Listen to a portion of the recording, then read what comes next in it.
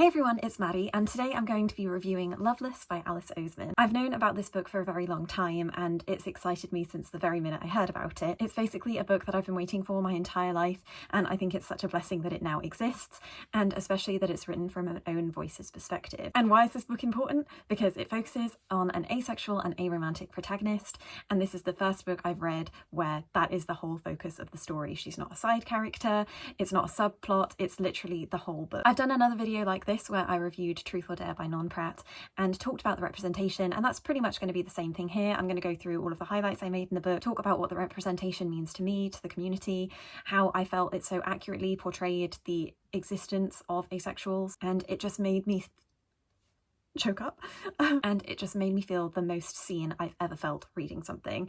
And it's a wonder because I'm like, is this how like alisexuals or heterosexuals feel whenever they read a romance? It really means something. So there's obviously a huge bias here, but if you're just interested in asexual representation, want to see what it looks like when done well, then I'd keep watching. So with all the preamble out of the way, Loveless is about a girl called Georgia who feels out of the loop when it comes to romance compared to her peers. She hasn't had a boyfriend, she's never had her first kiss, and she thinks that the week before she goes to university is the perfect time to try and manufacture that moment. And then we follow Georgia throughout her first year of university as she explores her identity, finds the perfect label for it, and learns to accept herself. She's always known that she's been asexual or that there's something different from her compared to her peers, but it's never until she gets to university that she realises that there are other people like her, that she can interrogate the way she thinks, and how fan fiction and rom-coms have made her feel like this is an ideal that she really needs to strive for and that it's something missing in her life, which is entirely untrue, and it's great to see Georgia learn that throughout the course of the book.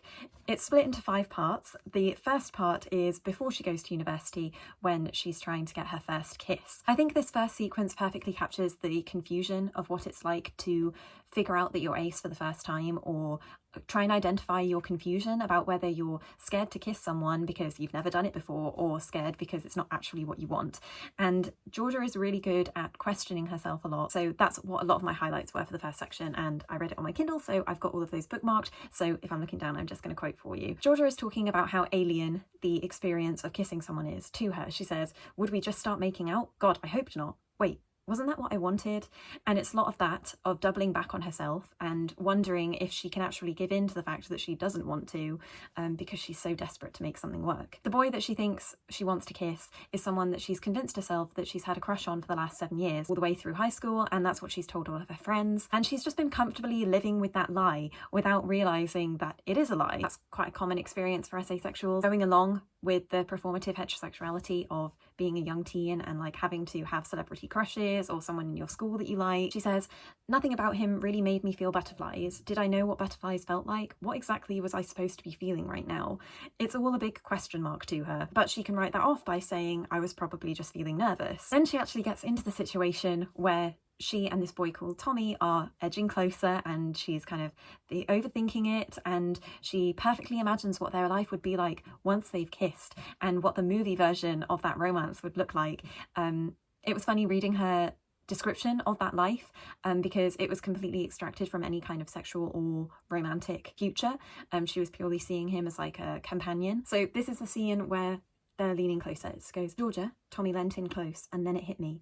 The disgust, a wave of absolute unbridled disgust. Later on, I was disgusted by the thought of him near me, wanting things from me." I think disgust is a really perfect word to use. It comes up repeatedly in the book as George is talking about her experience of performed heterosexuality. And although it might seem a little bit extreme, I think there's just this overwhelming feeling of it not being right.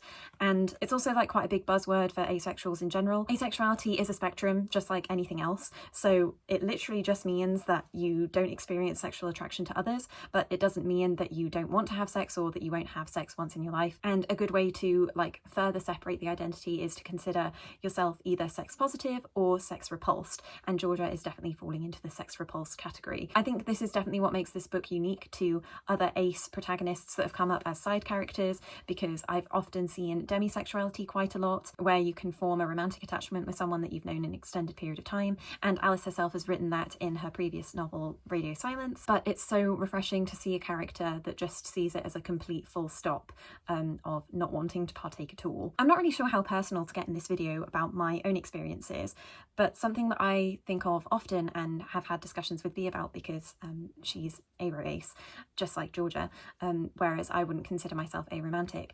It's the fact that it's so easy to think about romance theoretically and think that the idea of it is nice, but then actually putting yourself into that situation, it's completely different in practice. You suddenly realise that in your head it's easy to act a certain way and forget a part of yourself. Georgia struggles with this throughout the book, like letting go of that feeling. It's like you're almost in mourning for something that you know you'll never have. It does feel like the death of something important, because throughout our whole lives we're convinced that romance is something that we should aim for, that a relationship, one that's different to something that we can just have with friends, like the sexual element is a huge part of what makes it like special. I don't know, realizing that that is not right for everybody, and that it doesn't have to be. It's just a really big deal to have a character like interrogate her own mind about that and come to those conclusions. Part 2 of the book is Georgia going to university, and she's in a situation where she has a roommate. This is where we meet Rooney, who is the second most important character. She is almost a polar opposite to Georgia in the fact that she is really sex positive. She participates in hookup culture, and Georgia sees her as someone that she can learn a lot from. It's almost the perfect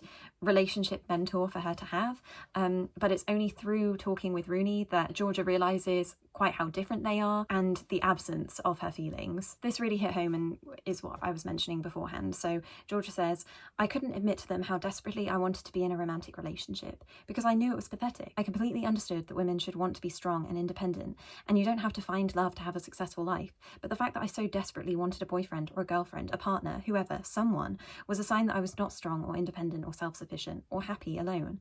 I was really quite lonely and I wanted to be loved. At the beginning of the book, it's fair to say that Georgia thinks that that's only something that she can gain through a romantic relationship. And I'm also happy to say that at the very end of the book, that is not the conclusion she comes to, and it's so very special. So Rooney encourages Georgia to experiment with her attraction to people. When she finds out that she's only had one crush and that was a lie, Rooney takes it upon herself to try and figure out who Georgia is particularly attracted to, as if she could find the perfect person, and then that's why she is feeling wrong, because she's not actually found the person that she is well suited for. So they do a little Tinder experiment where Georgia just has to swipe on people and see how she feels about it. I loved this scene. Georgia says, but I wasn't attracted to any of them. I didn't feel any sort of desire. When I tried to picture standing close to them, kissing them, touching them, I grimaced. Disgusting, disgusting, disgusting.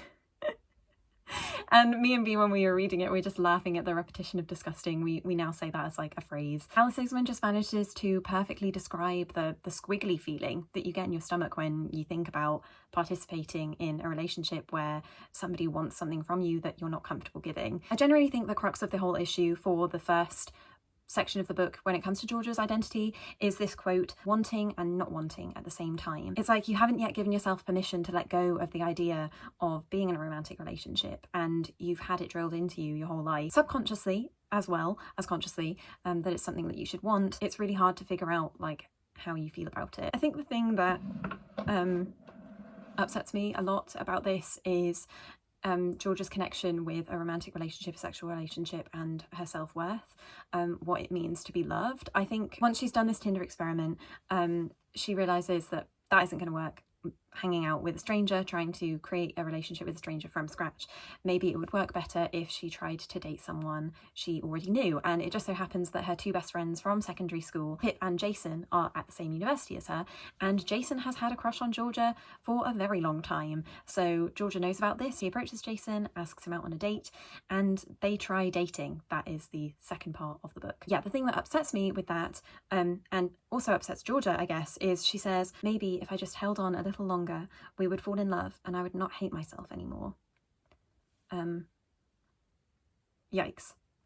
The biggest yikes of all yikeses to ever exist. There's a lot of negative feelings attached to not being in a relationship. We see single as a really negative thing in society, and the fact that it underpins so much of Georgia's self-worth is sad, but a very strong reality for many people. The third part of the book, when her relationship with Jason inevitably goes wrong because she has to admit to herself that it's not actually the people that she's dating that are the issue, it's herself. And even to phrase it as an issue makes me feel a bit uncomfortable, but I don't really know how to phrase it any better. She admits to Jason that it's not going to work between them, and she even goes so far as to tell him that it was an experiment for her, and he's obviously hurt by this because he feels very used in the situation, and rightly so. Georgia didn't do exactly the right thing in approaching the relationship in that manner. She probably should have been more open with him about how she was feeling, but I think that's so difficult when it's very hard to put into words exactly how you feel, when so much of your brain is just scrambled about whether you want or don't want something. Also in this part of the book, the third part, Georgia goes to a LGBTQ society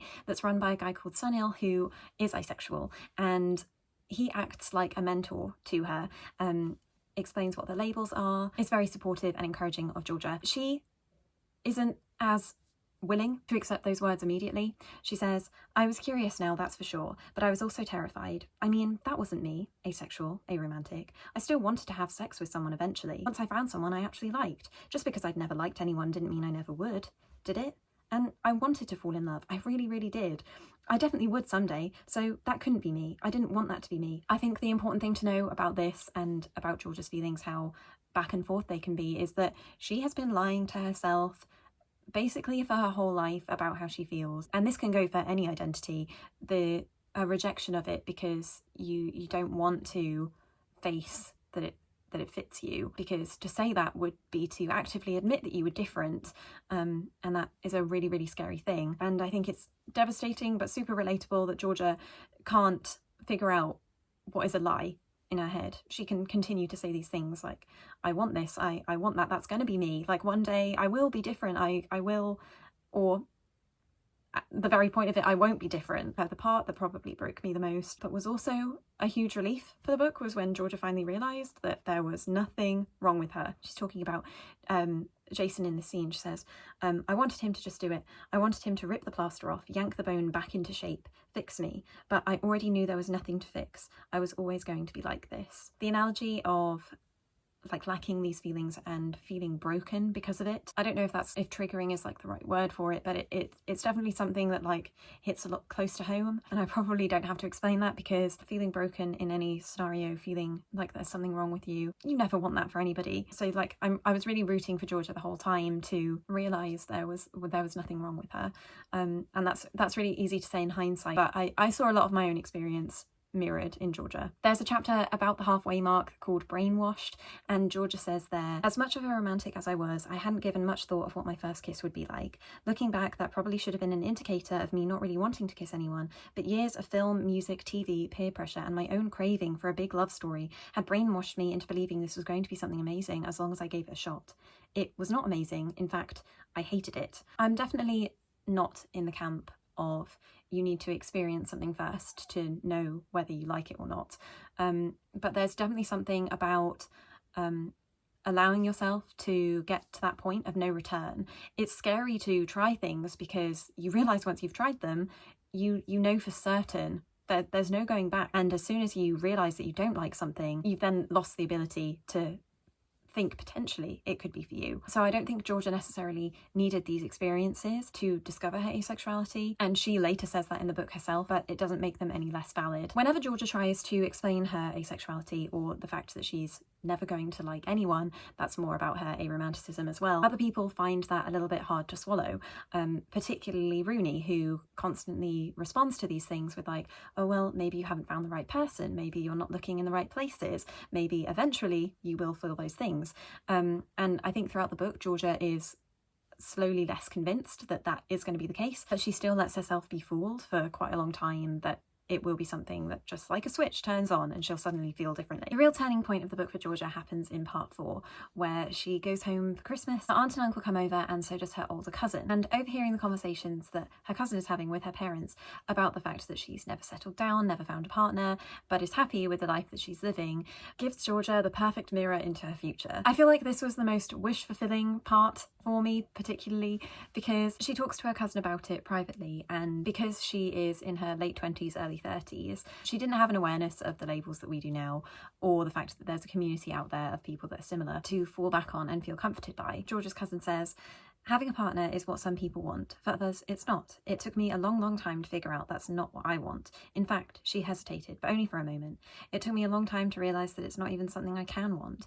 It's not a choice for me. It's part of me that I can't change." I think those words are really healing for Georgia. It's exactly what she needs to hear, that this is an integral part of herself. It's something that she doesn't have power over. She couldn't change even if she wanted to. It's just really fulfilling to see someone be so content with the way their life has panned out, without a romantic or sexual relationship being part of that. Then after she goes back home for Christmas, it's about telling her friends that this is how she feels, that she has figured out exactly what suits her, what resonates, and accepted that that is who she is. So she goes and tells Pip, who's her best friend, and she says, I know myself, I know what I feel, and what I have the capability to feel. When she's talking to Pip, it is especially meaningful because Pip is a lesbian and actively out of the closet since she started high school. And I think it's great that when Georgia is talking about her asexuality, she's comparing it to Pip's experience, because it's so often that asexuals are shut out of the queer community. People don't often think about the struggles of realising an absence of something rather than realising like a difference. And I thought that was really wonderful that Pip was able to understand it in relation to her own journey, because at the end of the day, the A in the LGBT acronym doesn't stand for ally. So Georgia's journey to self-acceptance is pretty much wrapped up at the end of part 4, but a bow is added in part 5 when she and Rooney realise how important their friendship has been. I know I haven't really spoken about the other aspects of the book besides Georgia's asexuality, but throughout the book, Georgia has been developing a close relationship with Rooney, her roommate, being the best friend that Rooney always wanted and never really had. And it's lovely to see their supportive environment grow and them appreciate how much they mean to each other. It's Rooney that declares, rather than Georgia, that their friendship should be just as meaningful as a romantic or sexual relationship. It certainly brought me to tears, the absolutely gorgeous speech Rooney makes. I think it perfectly captures what it's like to have someone in your life that you feel a true soulmate connection with. I'm really lucky to have friends who feel exactly the same way as me, but certainly have a friend who loves me as deeply and unconditionally as anybody else would. I sent her a screenshot of this page and I think we both cried about it, but this is the part that's just so lovely and such a lovely conclusion to the book. Like, I'm really pleased that this is the note that it ends on. You know what I realised on my walk? I realised that I love you, Georgia. My mouth dropped open.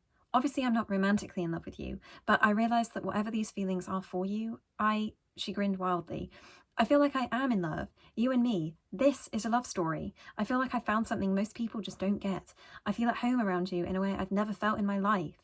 And maybe most people would look at us and think we're just friends or whatever. But I know that it's just so much more than that. You changed me. You saved me, I swear to God. I've felt happier over the past few weeks than I have in years. Georgia gets emotional before all this speech happens, saying, I just can't bear the idea of losing my friends because I'm never going to have that one special person. And Rooney, the absolute blessing to this book that she is, says, can you let me be that person? I want to be your special person. And that's it.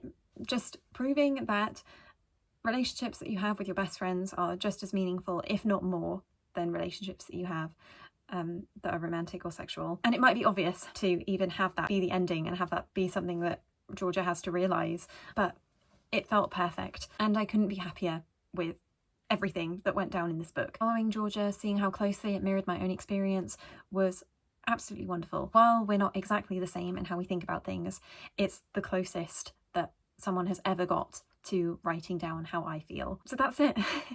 Only good things, thank goodness. I truly hope that so many people read this book and come to understand asexuality better than they ever had before. Maybe it's even going to be an identity that not many people have heard of because it has this reputation of only existing on the internet. But I think Alice Oseman does an absolutely excellent job of showing just how real this is. So a 5-star read, if that wasn't already clear. This book, it's not to say that asexual stories haven't existed previously, but to have this be a YA book, knowing that it's going to get into the hands of younger readers and that someone who could be exactly like Georgia or like myself and find this book, read it and feel like they were seen, that's so meaningful. I'm so pleased that stories like this exist and I hope that people will continue to write them. Whilst this did, for me, perfectly describe what it's like to be aro-ace, it's certainly not the only experience, and I hope asexuality will be something that we see occurring more and more in a YA market, and indeed in any book, movie, TV, anything. If you've read it, let me know what you thought in the comments. So thanks Alice Oseman for writing this book, thanks to you for watching this video, and I'll see you next time.